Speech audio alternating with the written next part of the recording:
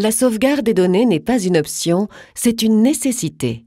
Pourtant, force est de constater que cette tâche essentielle est bien souvent mal réalisée quand elle n'est pas complètement ignorée. Ne pas disposer d'une sauvegarde efficace peut coûter cher. 70% des entreprises qui subissent une perte de leurs données suite à un incendie font faillite dans l'année qui suit. Et ça n'arrive pas qu'aux autres. On peut se tromper en effaçant un répertoire, en déplaçant des fichiers. Erreurs humaines ou malveillance ne sont pas à exclure. Le matériel n'est pas infaillible.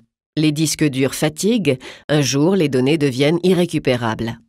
La foudre, les incendies, les inondations ou même de simples accidents ménagers peuvent engendrer des pertes de données. Personne n'est à l'abri d'un vol de matériel, PC, ordinateur portable, disque dur ou clé USB. Il convient de considérer le pire scénario possible. Vous perdrez des données. Vous ne savez pas encore quand, mais soyez-en certains, cela arrivera. Afin de limiter l'impact d'un incident, il faut effectuer des sauvegardes régulières. Que faut-il sauvegarder? Ou inversement, quelles données puis-je me permettre de perdre? Il sera souvent utile de réaliser une liste. Quelles sont les données? Où sont-elles? On pense généralement à des documents, mais de nombreux systèmes utilisent des bases de données. Pensez également aux emails, aux applications spécifiques. Les logiciels utilisent des formats et des chemins qui leur sont propres. Avec la multiplication des postes de travail, la dissémination des données sur les mobiles portables, clés USB et tablettes, un inventaire devient indispensable. Mettre en place une politique de centralisation des données facilitera la tâche. Les données changent constamment. Il convient de choisir une fréquence de sauvegarde adaptée en considérant l'impact des pertes entre deux occurrences. Il serait idéal de disposer d'une solution qui permettrait de sauvegarder instantanément toutes les données et pour toujours. Les facteurs de coût nous ramènent vite à la réalité. Il faudra choisir une limite de temps. On pourrait ne garder par exemple que les 7 derniers jours de sauvegarde.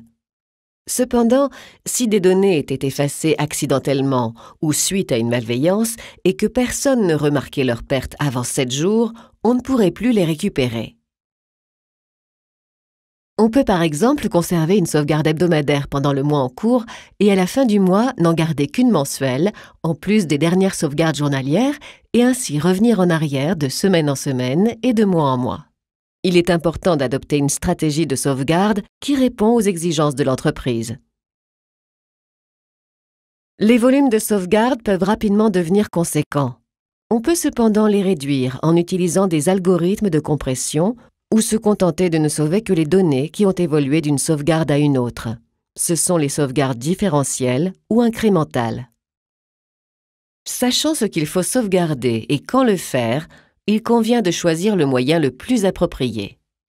Les CD, DVD ou autres Blu-ray ont une capacité réduite. De plus, ils vieillissent mal. Leur structure s'altère et ils finissent par ne plus être lisibles. Les disques durs présentent un bon rapport qualité-prix-longévité. Ils peuvent être couplés afin d'offrir des capacités plus élevées, des accès réseau et de la résilience. C'est ce que de nombreux NAS, Network Area Storage, offrent. Les mémoires flash comme celles des clés USB sont un peu moins fiables que les disques durs. Les capacités offertes sont limitées, mais leur petite taille est un avantage certain en cas de déplacement. Les sauvegardes sur bande magnétique nécessitent l'achat de lecteurs spécifiques ayant un coût élevé, mais elles représentent une solution rentable dès que les volumes de données deviennent importants. Des services de sauvegarde en ligne dans le cloud existent. Il faut cependant être attentif au coût, au temps de transfert des informations, à la sécurisation des données, ainsi qu'à la qualité et au sérieux du service. En cas de sinistre ou de vol, les sauvegardes pourraient disparaître. C'est pourquoi il est recommandé de les placer à distance dans un endroit sûr. Les solutions en ligne offrent cet avantage. Mais on peut aussi louer un coffre dans une banque où l'on placera les médias une fois par semaine, par exemple. Les sauvegardes représentent un condensé d'informations importantes. Elles ont une valeur élevée. Il convient donc de bien les protéger. À cet effet, on peut utiliser des méthodes de chiffrement des données. On veillera également à les détruire de manière sécurisée en fin de vie. L'environnement informatique évolue, de nouvelles applications sont installées, de nouveaux appareils sont utilisés. C'est pourquoi il convient de revoir régulièrement la stratégie de sauvegarde pour s'assurer qu'elle correspond toujours aux besoins. La régularité est un élément essentiel. En s'appuyant sur des logiciels spécialisés, on peut faciliter la gestion des sauvegardes et l'automatiser de façon à réduire au strict minimum les interventions manuelles. Les solutions professionnelles vérifient l'état des sauvegardes et génèrent des alertes en cas de problème. Les sauvegardes doivent être une routine et non une activité occasionnelle. On ne peut pas parler de sauvegarde sans aborder la question des restaurations.